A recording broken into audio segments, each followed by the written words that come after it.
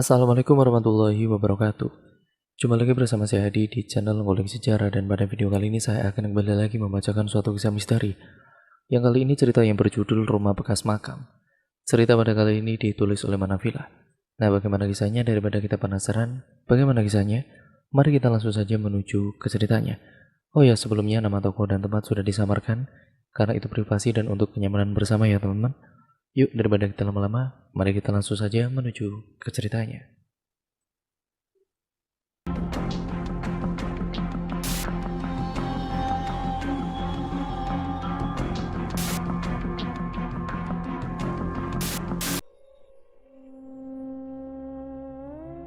Sebut saja namanya Pak Ronald, seorang laki-laki parubaya yang baru saja membeli tanah yang letaknya berada di perbatasan antara kota dan kabupaten. Tanah itu sangat murah dari harga tanah pada umumnya. Seperti kejatuhan emas, Pak Ronald bisa mendapatkan tanah yang luas dengan harga di bawah 100 juta. Ini sebelumnya dibangun apa, Pak? Tanya Pak Ronald.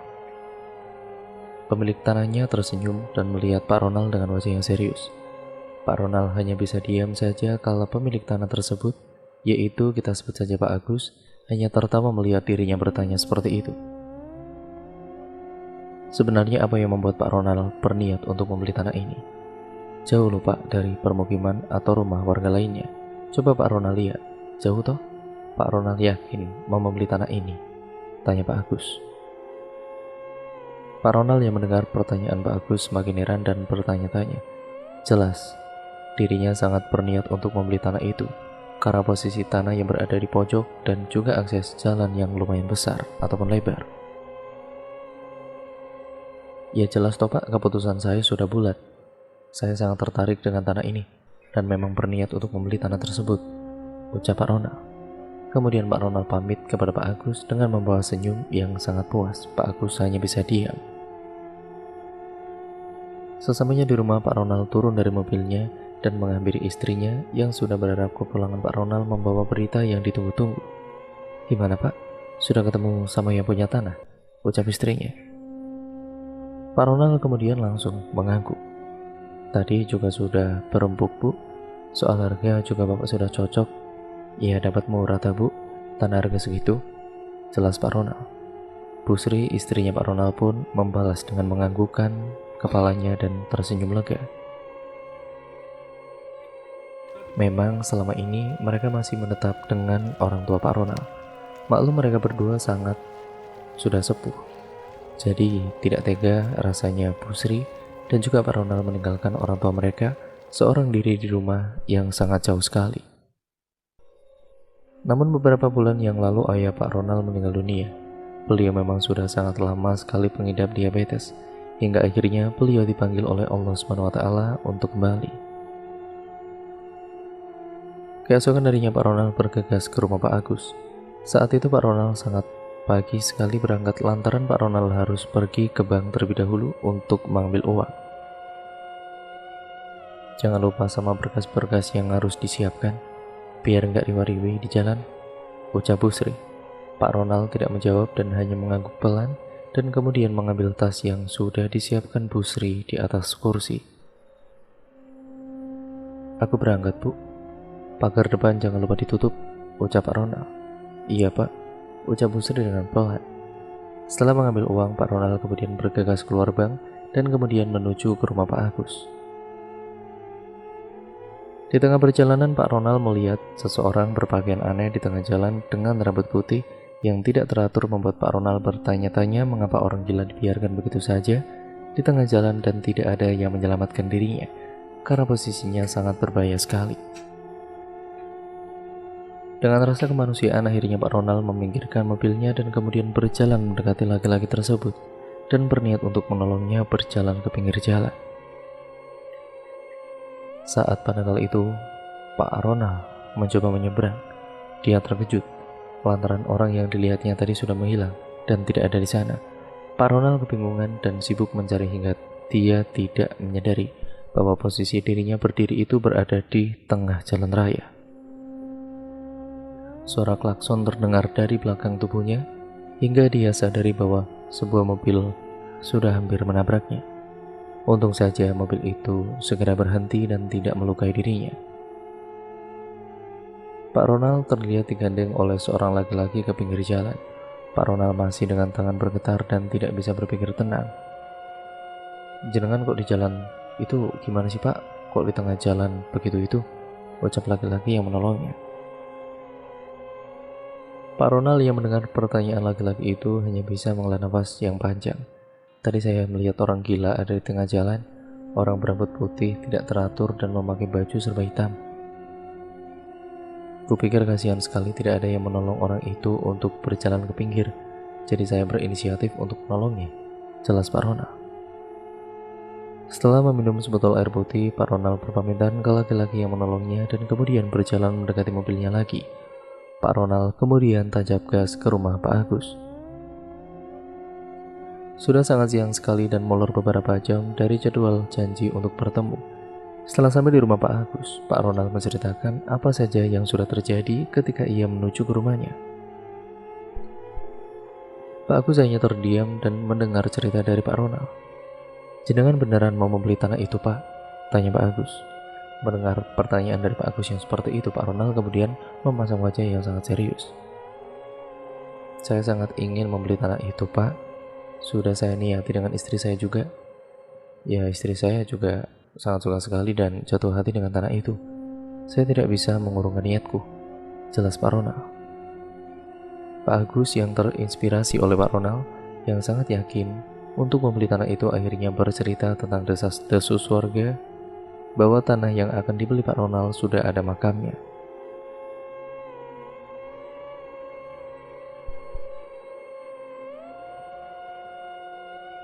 Entah dari mana awal cerita tanah tersebut yang terdapat makam yang tidak diketahui itu, ataupun dengan jelas itu siapa dan dari mana orang yang dikubur di sana. Namun menurut pengakuan warga dahulu, banyak sekali korban tabrak lari yang kebanyakan orang gila dan tanpa identitas dikubur di tanah tersebut oleh orang yang tidak bertanggung jawab. Mengapa demikian? Warga sering sekali melihat galian tanah yang masih basah di area tanah tersebut. Setelah mendengar penjelasan dari Pak Agus, Pak Ronald tertawa terpingkal-pingkal. "Alah, jangan terkecoh dengan rumor warga yang seperti itu. Bisa jadi mereka berkata seperti itu karena tidak ingin tanah milik sampean cepat laku. Sudah, saya nggak peduli semisal tanah itu sudah punya cerita jelek dari warga sana," jelas Pak Ronald. Pak Agus yang mendengar jawaban itu akhirnya mengiyakan, dan sekarang tanah itu pun milik Pak Ronald. Bu Sri sangat senang sekali saat itu, karena para tukang sudah lalu lalang memikul kayu dan juga semen untuk membuat fondasi rumah impiannya yang akan segera terwujud. Pak Ronald memperhatikan tukang yang bekerja sangat aktif sekali saat itu. Tiba-tiba terdengar suara yang memanggil Pak Ronald dari kejauhan. Ternyata Pak Jali. Beliau tukang yang sangat ramah sekali dan sangat rendah hati. Pak Ronald sangat menyukai beliau.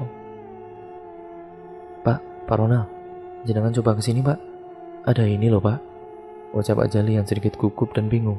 Pak Ronald melihat dengan wajah yang sedikit khawatir. Pikirannya mulai kalang kabut. Pak Jali yang berada di bawah kemudian mengambil tulang belulang yang banyak sekali di area itu. Sudah Pak, jangan dipikirkan Pak. Insya Allah itu adalah tulang hewan. Biasa orang banyak kan yang menguburkan kucing atau hewan lainnya yang mati di tengah jalan. Pak Jali mencoba untuk membuat perasaan Pak Ronald tenang dan tidak perlu memikirkan kejadian itu. Pak Ronald dari kejauhan melihat istri dan anak-anaknya yang sedang berdiri di bawah pohon. Nampak raut wajah Pak Ronald yang khawatir dan sudah menyimpan perasaan tidak enak akan aura tempat itu. Namun bagaimana lagi? Semua sudah terlanjur dan dia tidak ingin sekali mengecewakan sang istri. Nampak anak Pak Ronald, Tina terdiam terpaku dengan apa yang dia lihat saat itu. Tina melihat seseorang yang berada di dekat ayahnya yang berdiri memandangnya. Laki-laki yang berambut putih berantakan dan memiliki muka wajah yang sangat menakutkan sekali. Tidak henti-hentinya Tina melihat laki-laki yang penampilannya sungguh sangat berbeda sekali dengan orang-orang di sekitarnya termasuk ayahnya. Kemudian, cerita Tina terdengar keras lantaran laki-laki tersebut tersenyum dan kemudian menganga sangat lebar. "Ibu, orang itu menakutkan, Bu," ucap Tina ketakutan dan kemudian memeluk ibunya. Pak Ronald yang mendengar cerita Tina segera berlari, menghampiri anaknya dan melihat apa yang sedang terjadi. Tina tetap menutup wajahnya di pelukan ibunya. Pak Ronald yang melihat anaknya seperti itu, kemudian mencoba memastikan bahwa tidak ada hal yang menakutkan terjadi. Namun ketika melihat wajah Tina yang memerah dan juga penuh dengan air mata, "Kenapa sih nak? Kok teriak-teriak sampai seperti itu?" tanya Pak Ronald. Pak Ronald mencoba untuk membuat Tina untuk tenang dahulu, dan kemudian menjelaskan mengapa dia bersikap seperti itu. "Di situ tadi ada orang wajahnya menakutkan, Pak. Di sebelahnya Bapak," ucap Tina yang menunjuk ke arah Pak Ronald tadi berdiri. Namun anehnya Pak Ronald tidak melihat ciri-ciri orang yang dimaksud oleh Tina. Hanya terlihat tukang yang semuanya memakai celana dan kaos pendek.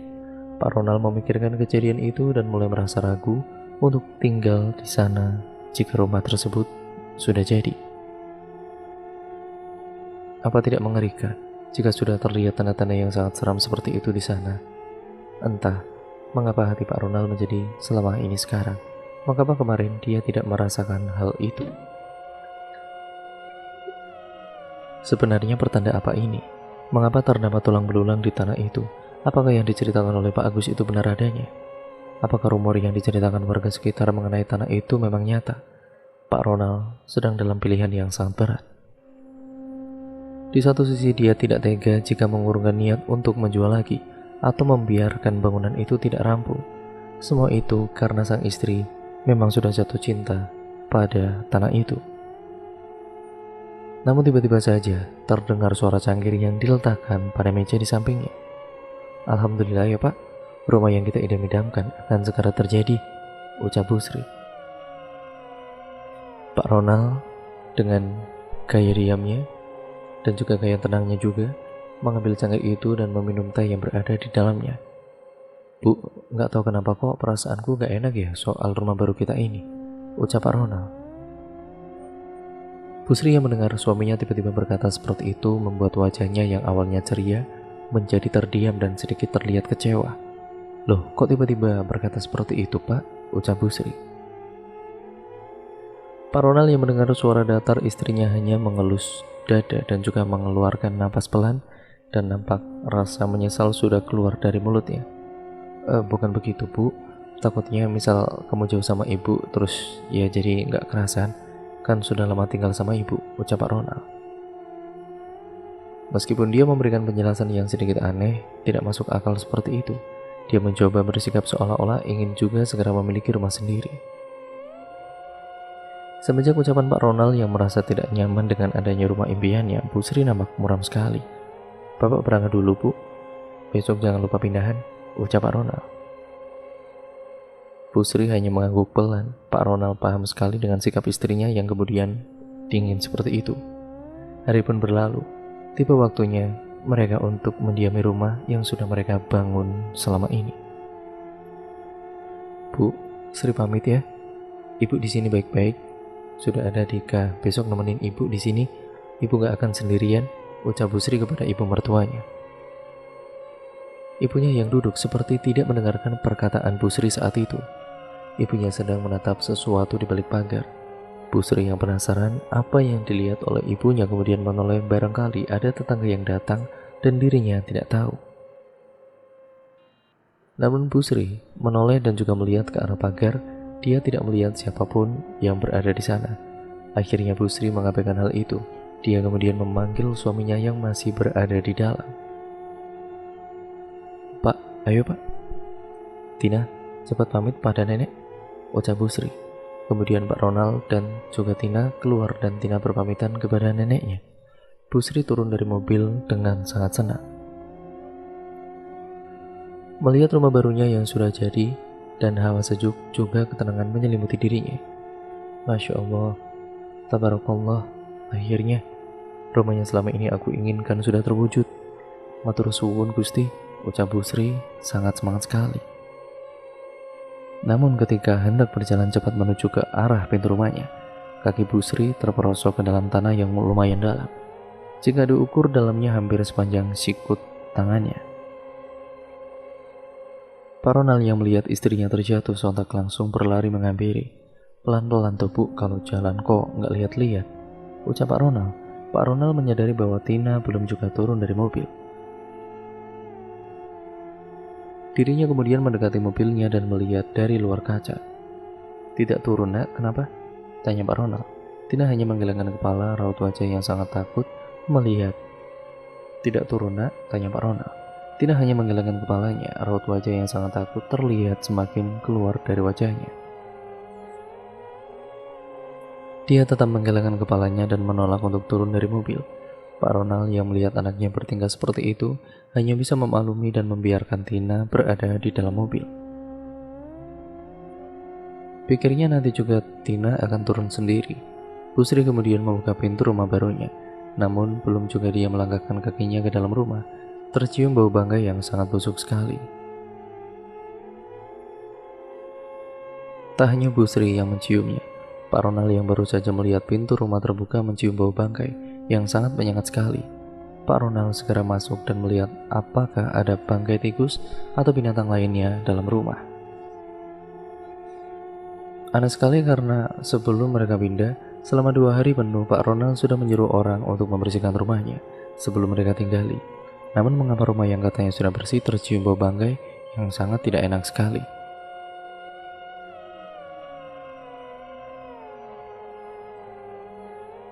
Bau bangkai yang sudah berbulan-bulan sampai Bu Sri yang mencium bau tersebut menjadi mual dan tidak bisa menahan untuk muntah. Kebetulan 2 hari berturut-turut Pak Jali dan juga Rohim ditugaskan untuk membersihkan rumah itu terlebih dahulu. Pak Ronald dengan cepat mengambil handphone dari kantong celananya, hendak menghubungi Pak Jali untuk menanyakan sebenarnya rumah mereka dibersihkan atau tidak. Pak Ronald kemudian menghubungi Pak Jali, namun tidak ada balasan dari sana meskipun panggilan sudah tersambung. Akhirnya Pak Jali mencoba menelepon Rohim. Suara Rohim yang sedikit bergetar dan tidak kuat untuk menjawab salam dari Pak Ronald. Pak Jali meninggal, Pak, ucap Rohim menahan tangis. Pak Ronald dan Bu Sri yang mendengar kabar itu langsung bergegas ke rumah Pak Jali. Nampak istri dari Pak Jali menangis tidak tertahankan. Tentu saja Pak Jali adalah suami yang sudah menemaninya selama kurang lebih 5 tahun lamanya. Dari pernikahan itu mereka belum dikaruniai seorang anak. Namun karena semangat Pak Jali yang besar bahwa tetap ikhtiar dan selalu berdoa selama ini, hal itu bukan menjadi halangan bagi mereka berdua untuk tetap harmonis selama itu. Hingga takdir berkata lain, Pak Jali dipanggil lebih dulu untuk menghadap Yang Kuasa. Apa selama ini Pak Jali mengeluhkan sakit, Bu? Tanya Bu Sri kepada istri Pak Jali. Istri Pak Jali hanya menoleh dan menangis sembari menggelengkan kepala. Nampak Pak Ronald yang sedang berbicara serius dengan Rohim di luar rumah. Apa yang sebenarnya terjadi, Him? Kenapa kamu tidak bilang kalau Jali sakit? Tanya Pak Ronald serius. Rohim hanya menunduk, seperti tersimpan rasa sungkan akan berbicara sesuatu kepada Pak Ronald. Anu Pak, sebenarnya Jali tidak sakit. Namun ada kejadian yang menurut saya terasa aneh dan tidak bisa berpikir dengan logika. Jelas Pak Rohim. Pak Ronald yang mendengar perkataan dari Rohim menjadi penasaran dan juga agak aneh dengan perkataan tukang kepercayaannya itu. Ya sudah, tinggal ceritakan saja, Him. Mau nunggu aku mati juga baru mau cerita? Tanya Pak Ronald. Rohim segera menggelengkan kepalanya. Pak Ronald menatap mata Rohim dengan tajam. Jadi begini Pak, sebenarnya Jali tidak sakit, tapi dia langsung ambruk pas kemarin sore berbersih rumah jenengan. Jelas Rohim. Pak Ronald semakin serius menatap mata Rohim. Entah ada perasaan yang muncul dan menduga hal yang dirasakannya selama ini ada sangkut pautnya. Terus Pak, pas sore hari saya ada di depan. Terus Jali teriak-teriak tidak karuan di belakang. Kebetulan saya saat itu kebagian bersih-bersih di depan. Lanjut Rohim. Pak Ronald semakin dalam mendengarkan penjelasan dari Rohim. Terus karena saya mendengarkan teriakan Jali, saya langsung lari Pak. Saya sudah menemukan Jali dalam kondisi tergeletak di lantai. sambil memegangi lehernya. Katanya lehernya terlilit ular besar. Tapi aku tidak melihat apapun yang melilit lehernya. Tapi Jali tetap teriak kesakitan, Pak. Karena saya semakin takut terjadi sesuatu kepadanya, jadi dia langsung bawa ke puskesmas terdekat. Jelas Rohim. Pak Ronald tertunduk serius setelah mendengarkan penjelasan dari Rohim. Dirinya hanya memastikan ini hanya kebetulan dan bukan salah satu kejadian janggal yang sudah dialami oleh istrinya tadi pagi. Sebenarnya aku ini agak kurang setuju dengan rumah itu, Him. Tubuhku seolah tidak ingin dan juga benar-benar menolak untuk tinggal di rumah itu, ucap Pak Ronald. Proses pemakaman Pak Jali selesai. Nampak Pak Ronald sangat sedih sekali dengan kematian Pak Jali. Beliau adalah orang yang sangat lama sekali dia kenal. Kebaikannya yang selalu dituangkan kepada keluarga Pak Ronald membuat mereka sangat amat merasa kehilangan. Apalagi selama ini, jika keluarga Pak Ronald sedang tertimpa musibah, masalah dan juga butuh pertolongan, Pak Jali orang pertama yang ada dan memberi semangat kepada mereka. Pendengar yang sangat peka sekali dan juga tidak pernah sesekali menyalahkan orang lain. Pak, ini saya dapat titipan dari Jali semalam sebelumnya, ucap istri Pak Jali. Pak Ronald dan Bu Sri sangat keheranan dan juga penasaran apa yang ingin Pak Jali jelaskan saat itu. Pak Ronald kemudian mengambil kertas kecil yang diberi oleh istri Pak Jali. Sepanjang perjalanan Pak Ronald melihat Tina anaknya yang sama sekali tidak mau turun dari mobil. Bahkan di rumah Pak Jali, tadi itu Ronald melihat Tina, hanya melihat Tina saja mengintip dari balik kaca mobil. Seperti wajah ketakutan terlihat jelas di wajah Tina.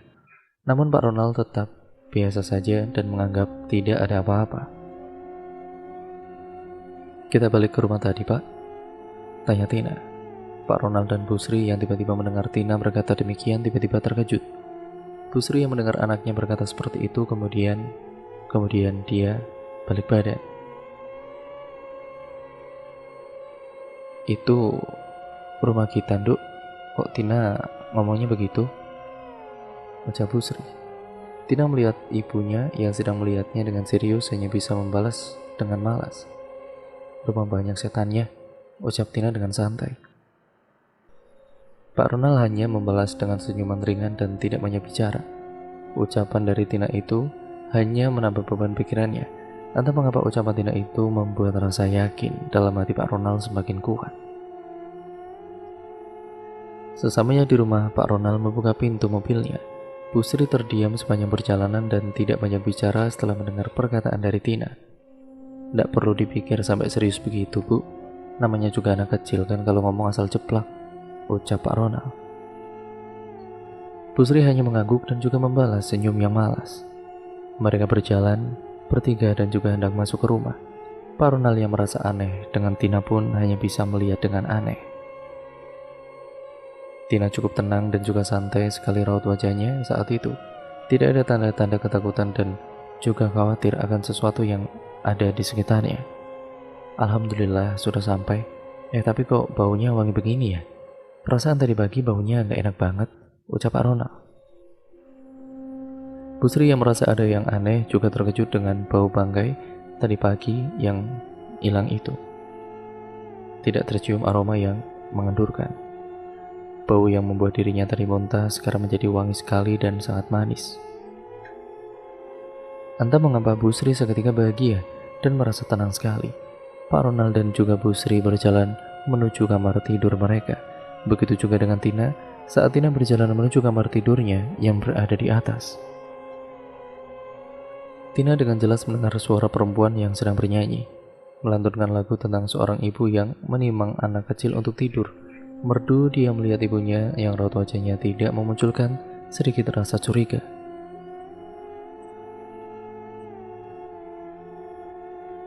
Namun Tina tetap memberi isyarat kepada ibunya bahwa sedang ada tanda yang tidak beres yang dirasakan olehnya. Hal itu tidak ditanggapi serius oleh ibu Tina. Bu Sri lalu membuang muka dan kemudian masuk ke dalam kamar dan istirahat. Tina berjalan pelan menuju ke atas rumah. Suara nyanyian dari seorang perempuan yang masih terdengar sangat jelas sekali hingga Tina sangat penasaran. Siapa yang sedang bersenandung di tengah malam? Mungkin pikirannya, perempuan itu adalah bibi yang akan bekerja di sana dan memang ditugaskan untuk menemani Tina dan Bu Sri di rumah. Tetapi mengapa sang ayah tidak mengatakan bahwa bibi akan datang lebih dulu sebelum tanggal kerja? Hal itu menjadi pertanyaan besar bagi Tina. Dia pun lantas berjalan kaki menaiki tangga. Tina sudah berada di lantai atas. Dia berjalan menuju kamar tidurnya. Akan tetapi suara itu masih terdengar jauh saat ini. Hampir Tina tidak mendengar suara seorang perempuan itu, namun tiba-tiba suara jeritan sangat cepat terdengar dari arah tangga. Saat Tina menoleh, telah berdiri seorang perempuan yang memakai gaun berwarna merah menyala dan rambut yang panjang hampir menyentuh tanah yang membuat Tina bergetar. Sebuah boneka dia peluk dengan kedua tangannya. Jeritan Tina terdengar melengking di telinga Pak Ronald dan juga Bu Sri. Karena sangat terkejut dan takut, Tina sampai jatuh pingsan. Pak Ronald dengan khawatir menunggu Tina siuman. Wajah yang membuat dirinya dan juga sang istri ketakutan. Bu Sri yang dari tadi menangis tanpa henti itu hanya bisa memegangi sang anak, sampai tiba-tiba terdengar suara rintihan yang didengar oleh Bu Sri. Rintihan Tina membuat sang ayah yaitu Pak Ronald tiba-tiba berlari menghampirinya. Pak Ronald yang mendengar rintihan Tina yang sungguh melirih hanya bisa mendekati sang putri dan kemudian mendekatinya pelan-pelan. Tina meminta ibu dan juga ayahnya untuk membantu agar bisa duduk. Kemudian dengan sigap sang ayah membantu Tina duduk dengan menaruh bantal di belakang punggung Tina. Tina kemudian bercerita tentang dirinya yang bertemu dengan perempuan yang dilihatnya di tangga rumahnya. Pak Ronald dan Bu Sri yang melihat anaknya melihat sosok yang aneh dan juga tidak masuk akal itu hanya bisa heran. Mengapa? Karena saat itu dia tidak melihat apapun selain anaknya yang terbaring lemas di lantai. Aku melihat sendiri, Bu, ucap Tina yang sedikit ketakutan. Bu Sri yang melihat Tina seperti itu hanya bisa mengusap rambut kepala Tina dan berkata, "Sudah kamu hanya belum bisa membaur sama rumah baru ini, Tin. Nanti lama-lama kamu bisa dan juga terbiasa. Jadi jangan takut lagi untuk tinggal di sana. Apalagi sudah ada bibi minggu depan," ucap Bu Sri. Tina hanya bisa menangis sesenggukan dan melihat sang ibu yang masih tetap kekeh dengan rumah itu. Pak Ronald yang tadi melihat sang anak hanya bisa memperhatikan pelan dan juga membiarkan Tina yang tenggelam dengan tangisannya. Mungkin hanya ketakutan seorang anak kecil yang tentu saja mencari alasan untuk tidak tinggal di sana. Lagi pula memang Tina sering sekali berbohong ketika dia tidak mau dan tidak sesuai dengan keinginannya. Sang ibu hanya bisa menyuruhnya untuk beristirahat kembali dan tidak perlu melakukan apapun yang sudah terjadi. Tina hanya bisa memandangi sang ibu dengan kecewa dan dengan penuh harap agar sang ibu bisa mengubah keputusan untuk tidak tinggal di rumah itu. Kejadian berlalu dengan begitu saja. Tina tanpa ringikan kembali ke rumah itu. Tanpa rasa takut yang dia rasakan kemarin, Tina sudah bermain ke sana kemari, yang sudah ditemani salah satu wanita baru untuk tinggal bersamanya untuk sementara waktu. Bi Ija yang akan selalu bersama Tina untuk setengah hari, pekerjaan yang membuat Pak Ronald selalu pulang malam dan bisa juga larut malam, bahkan jika sibuk Pak Ronald bisa pulang sampai dini hari. Bu Sri yang membuka toko baju di ruko yang jarak dari rumah barunya hampir 3 km hanya bisa bekerja seorang diri lantaran uang yang dia punya hanya cukup untuk modal jualan. Untuk memperkerjakan seorang karyawan untuk saat ini dia belum mampu. Di rumah sangat sepi, hanya Bibi dan Tina yang suaranya memenuhi tiap ruangan di rumah itu. Nampak Bibi yang hendak pergi ke dapur untuk menyiapkan makan siang dan juga sebentar lagi akan ada Rohim yang akan mengambil titipan Bu Sri. Langkah kaki Bi Ija terhenti karena mendengar suara seseorang sedang di dapur. Karena penasaran, Bibi berjalan secepat mungkin ke arah dapur. Semakin dekat, terdengar suara potongan pisau tersebut. Namun saat berada di dapur, Bibi dibuat terkejut dengan adanya potongan wortel yang berceceran di lantai. Bibi yang keheranan hanya bisa berdiam diri dan melihat apa yang terjadi di sana. "Bi, ada suara apa, Bi?" tanya Tina yang juga terkejut mendengar suara benda terjatuh dari arah dapur. Bibi hanya menjawab dengan senyuman ke arah Tina dan memberitahu bahwa tidak terjadi apapun saat itu di dapur. Bibi membersihkan potongan wortel yang berserakan di lantai, serta mengambil yang terjatuh di lantai dan hendak meletakkannya di tempat semula. Namun ada kejadian yang membuat Bi Ija keheranan. Dia melihat kaki yang berada di depan seberang meja. Saat dia mengambil foto yang terjatuh di bawah meja itu, Bi Ija terkejut dengan sepasang kaki yang sangat pucat sekali. Bi Ija pun tidak nyaman dan mulai ketakutan karena sepasang kaki itu melayang. Bi Ija yang mulai tidak bisa mengatur napas mencoba berdiri, dan ternyata yang dia takuti benar, tidak ada bagian tubuh lainnya yang dia lihat saat dia berdiri. Karena merasa penasaran, kemudian Bi Ija mencoba melihat ke bawah lagi, namun sepasang kaki itu dia dapati masih melayang dan tidak berubah posisinya. Karena takut, Bi Ija kemudian secepat mungkin berdiri. Tetapi tetap saja, dia tidak melihat badan bagian atas dari sosok itu. Tiba-tiba, dengan terkejut, Bi Ija melihat sesuatu yang tidak lazim melayang pergi dan menghilang. Separuh badan yang hanya terlihat separuh bagian dari panggul sampai kaki saja. Tidak ada bagian lain yang dilihatnya. Tina yang tadi kembali ke depan kemudian berlari kembali ke arah dapur karena mendengar suara sesuatu yang terjatuh yang cukup keras sekali. Rohim yang hendak bertanya ataupun menanyakan Tina saat itu kemudian terkejut dan juga terkejut juga. Hal itu karena dia juga mendengar suara jatuh sangat keras sekali dari arah dapur. Mereka berdua berlari dan kemudian mendapati Bi Ija terbaring tidak berdaya di atas meja. Bi Ija pingsan. Dari kejadian itu, Pak Ronald sudah memutuskan untuk mengosongkan rumah itu karena sudah tidak nyaman lagi untuk ditinggali. Bu Sri yang awalnya menolak dengan tegas, namun berkat bujuk rayu dan Bu Sri sendiri sudah 3 hari berturut-turut dihantui oleh kaki pucat itu.